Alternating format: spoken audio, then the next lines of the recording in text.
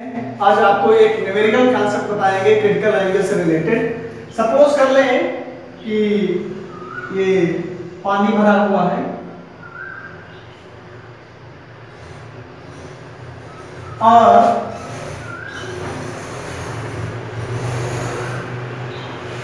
इसमें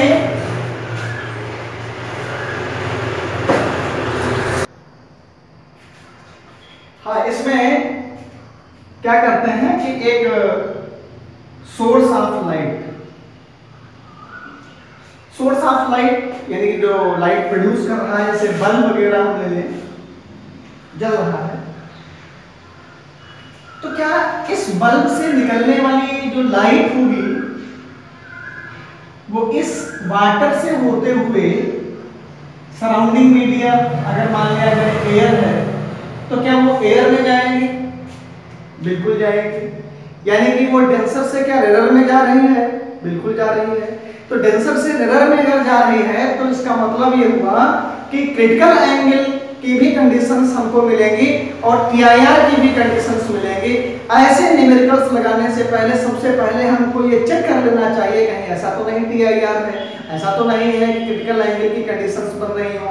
ये तभी बनती हैं जब लाइट रे हमारी डेंसर से रेयर में जा रही होती है, और रेयर से अगर डेंसर में हम ले जा रहे हैं तो कोई दिक्कत नहीं, आप स्नेल्स लॉ यूज करते हुए चले जाइए, कोई प्रॉब्लम नहीं है।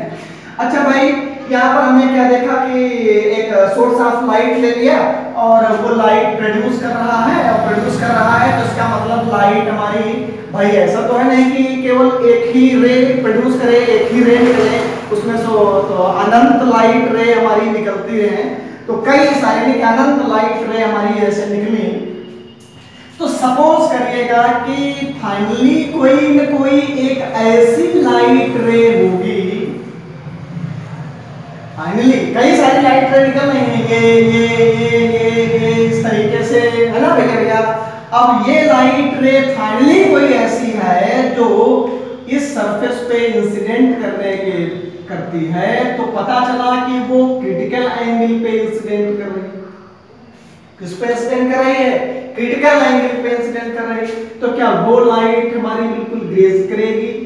बोलो भाई, उस सरफेस के ही लाइन चली जाएगी, यानी कि हमको क्रिटिकल एंगल यानी R की वैल्यू 90 डिग्री मिलेगी? बिल्कुल मिलेगी। इसका मतलब ये हुआ कि अगर हम ये देखें कि इससे IC से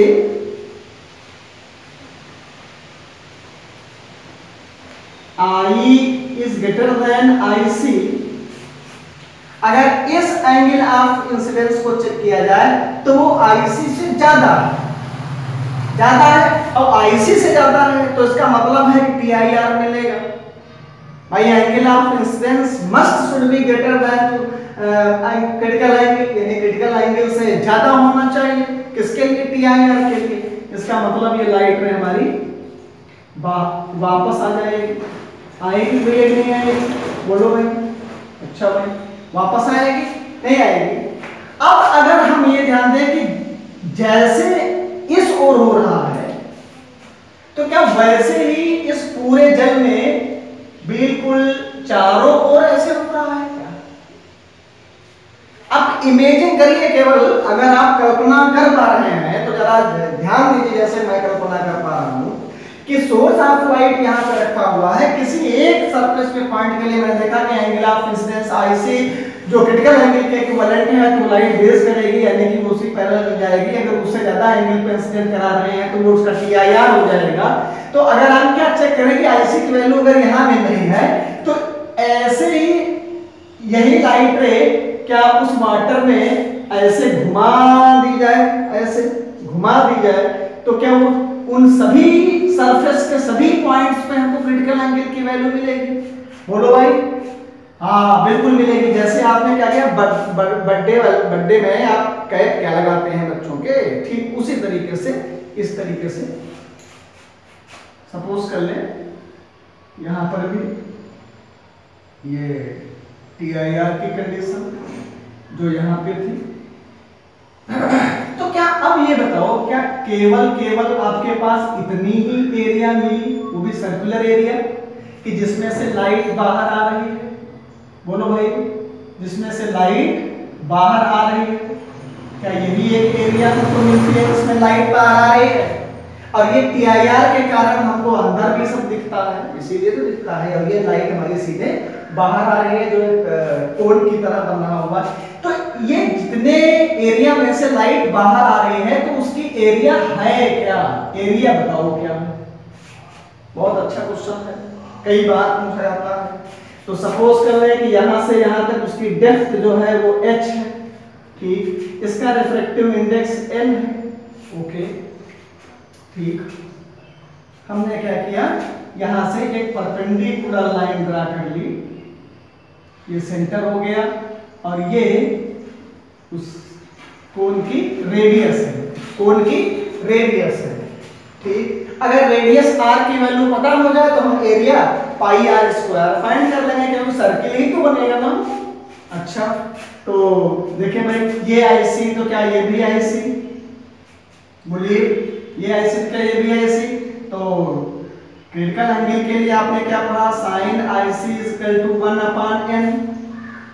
लेकिन यहां से हम अगर देखें तो ये हाइट, ये हमारी हाइट है, और ये उसकी रेडियस है, और ये वो इंसिडेंट लाइट है।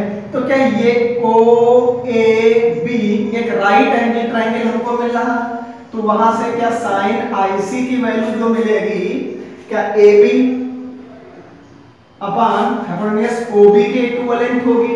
तो AB की वैल्यू क्या है, R है, और OB की वैल्यू क्या हो जाएगी, क्योंकि ये h है ये R है, तो इसकी वैल्यू क्या मिलने वाली है, √r² प्लस h²। बोलो भाई, √r² प्लस h²। तो क्या ये sin IC 1/n के इक्विवेलेंट, ये इसके इक्विवेलेंट, क्या इसको इसके इक्विवेलेंट हम कर सकते हैं। तो क्या मिलेगा हमको, R1/n = R/√r² प्लस h², यानी R n/√r, R की ही वैल्यू हमें फाइंड करनी है।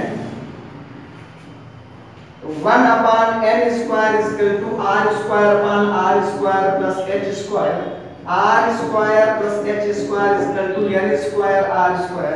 यहाँ पर मैंने क्या किया, R² कॉमन ले लिया, तो मिलता है 1 - n² = -h²।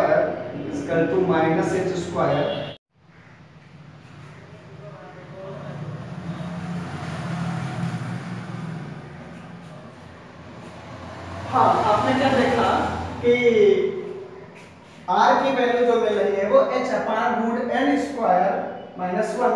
अब इस R की वैल्यू हम इस एरिया में अगर हम पुट कर लें तो क्या मिल जाएगी, एरिया = πr², यानी कि R की वैल्यू यहां से आपको डेप्थ दी ही गई होगी, एंड रिफ्रैक्टिव इंडेक्स दिया ही गया होगा, आप उसको सॉल्व कर लेंगे, R की वैल्यू यहां पुट कर लेंगे, आपको वो एरिया मिल जाएगी। या दूसरे तरीके से हम ऐसे लगा सकते हैं, sin IC = 1/n, लेकिन tan IC की अगर वैल्यू हम यहां से लें तो tan IC की वैल्यू हमको मिलती है परपेंडिकुलर अपॉन बेस, यानी AB/OA। तो AB की वैल्यू कितनी है, R यानी जो रेडियस है, और OA की वैल्यू कितनी है, h है, यानी जो डेप्थ है उसकी। तो यहां से tan IC की वैल्यू ये sin IC की वैल्यू, लेकिन इसके अकॉर्डिंग अगर देखें sin की वैल्यू, तो sin के लिए क्या होता है, परपेंडिकुलर अपॉन हाइपोटेन्यूज। तो क्या इस बेस की वैल्यू क्या होगी, तो बेस की वैल्यू क्या n² - 1 होगी। तो यहां से अगर हम tan IC की वैल्यू फाइंड करें तो क्या tan IC = 1/√n² - 1। बोलो भाई, तो ये R/h के इक्विवेलेंट और ये 1/√n² - 1 के इक्विवेलेंट, इन दोनों को अगर हम कंपेयर करें तो क्या फार्मूला आपको यही मिल रहा है, यानी कि R = h/√n² - 1। क्या ये फार्मूला और ये फार्मूला वही फार्मूला है क्या। तो चाहे आप इस मेथड से सॉल्व करें और चाहे आप इस मेथड से सॉल्व करें, कोई किस दोनों में से कोई भी एक मेथड आप चूज कर सकते हैं, बहुत अच्छा मेथड है। एक न्यूमेरिकल आपसे 100% यूपी बोर्ड में पूछा जाता है, कई बार पूछा भी गया है। और मजेदार क्वेश्चन है। ऐसे और भी अगर आप चेक करें कि इसकी हाइट पूछ सकता है, इसकी रेडियस पूछ सकता है, इसका रिफ्रैक्टिव इंडेक्स पूछ सकता है, क्रिटिकल एंगल की बात कर सकता है, इनमें से कुछ भी पूछ सकता है। कॉन्सेप्ट आपका क्या है, यही है। अब यहाँ से क्रिटिकल एंगल की वैल्यू बात करें तो पता चला कि रिफ्रैक्टिव इंडेक्स नहीं दे रखा है, तो क्या tan IC = R/H, यानी कि यही से ही आपको tan IC की वैल्यू फाइंड करने के लिए पूछ ले। तमाम प्रकार की चीजें आप घर पर रिवाइज करिएगा और अब मिलते हैं क्रिटिकल एंगल से रिलेटेड कुछ नए न्यूमेरिकल्स के साथ।